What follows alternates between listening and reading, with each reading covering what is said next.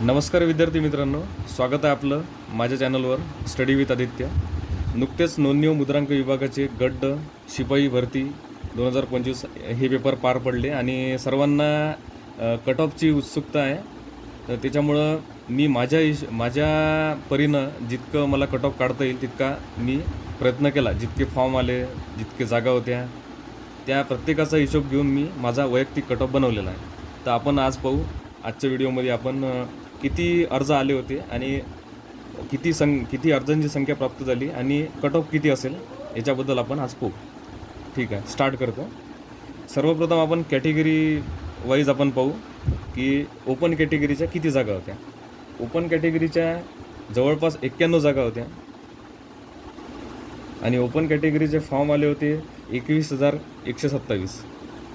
21,127 एवढे फॉर्म आले होते आणि हे 232 जागेसाठी, एका जागेसाठी कॉम्पिटिशन होती 232. नंतर OBCचं पाहू आपण. OBCच्या जवळपास 62 जागा होत्या. 62 जागा OBCच्या आणि जवळपास फॉर्म आले होते 31,547. 31,547 इतके OBCचे फॉर्म आले होते आणि एका जागेसाठी कॉम्पिटिशन होती 508. त्याच्यानंतर आपण पाहू SCच्या जवळपास 29 जागा होत्या. 29 जागेपैकी फॉर्म आले होते 28,549. 28,549 इतके फॉर्म आले होते आणि एका जागेसाठी कॉम्पिटिशन होती 984.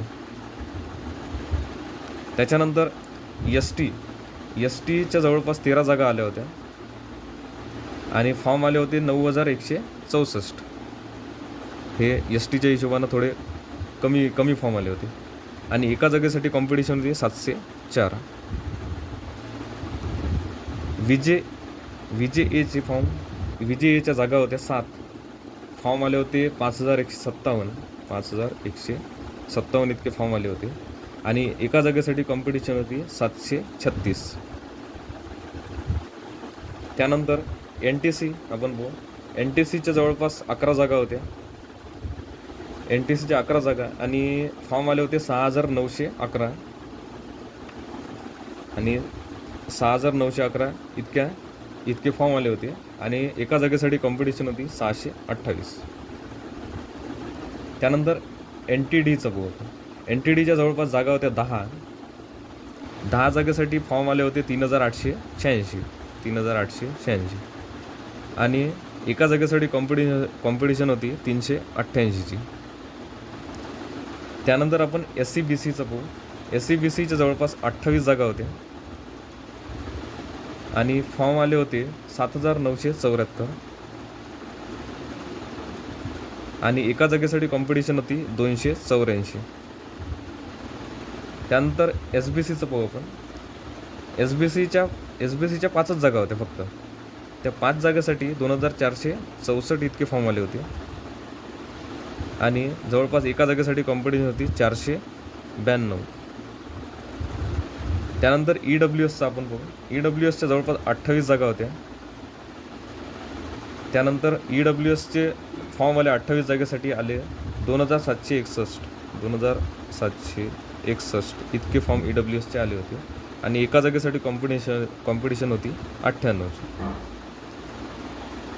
या पूर्ण प्रवर्गामध्ये आपण पाहू शकतो की सर्वात कमी कॉम्पिटिशन ही EWSसाठी, एका जागेसाठी जी कॉम्पिटिशन होती ती सर्वात कमी होती EWSसाठी, जे की 98 होती.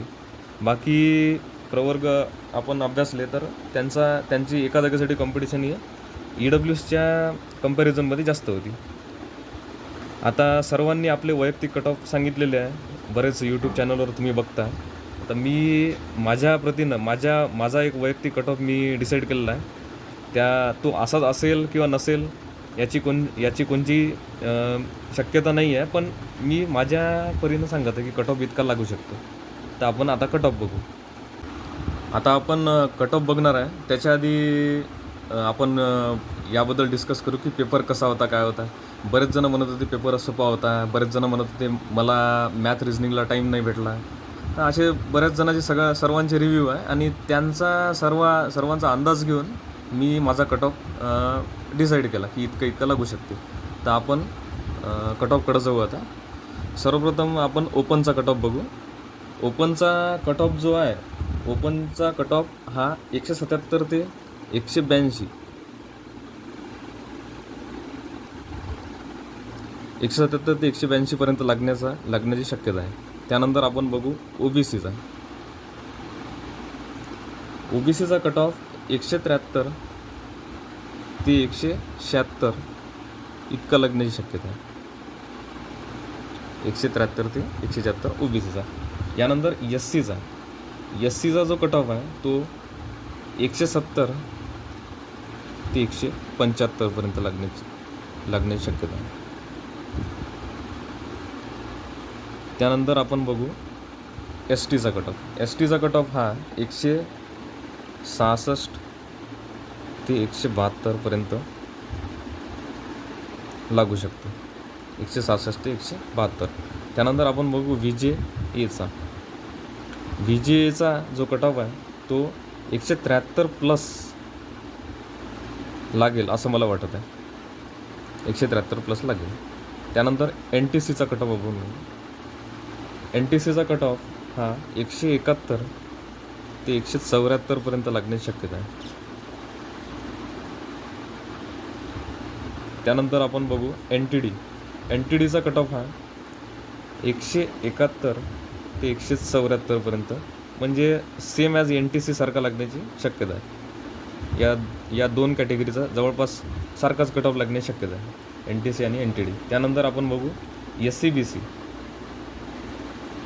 बी सीचा जो कट ऑफ आहे तो माझ्या मते 164 ते 168 पर्यंत लागण्याची शक्यता आहे. एस सी बी सीचा 164 ते 168. त्यानंतर एस बी सीचा कट ऑफ हा 165 ते 169 पर्यंत लागू शकतो.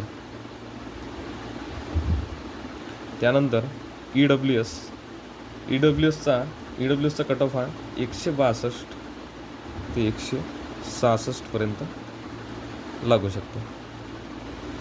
या पूर्ण आपण कॅटेगरीमध्ये बघतो ई डब्ल्यूसाठी सर्वात कमी फॉर्म आले, सर्वात कमी कॉम्पिटिशन होती आणि त्यामुळं ई डब्ल्यू एसचा कट ऑफ हा 162 ते 166 पर्यंत हा अनुमान माझा आहे. तर अशा प्रकारे आपण आपल्या कॅटेगरी वाईज तुम्ही चेक करू शकता की कट ऑफ आहे की नाही. त्यानुसार आपण बघू शकता की आपल्याला किती मार्क पडले, त्याचं कॅल्क्युलेशन करून मग आपण हा कट ऑफ डिसाईड केला. ठीक आहे, धन्यवाद.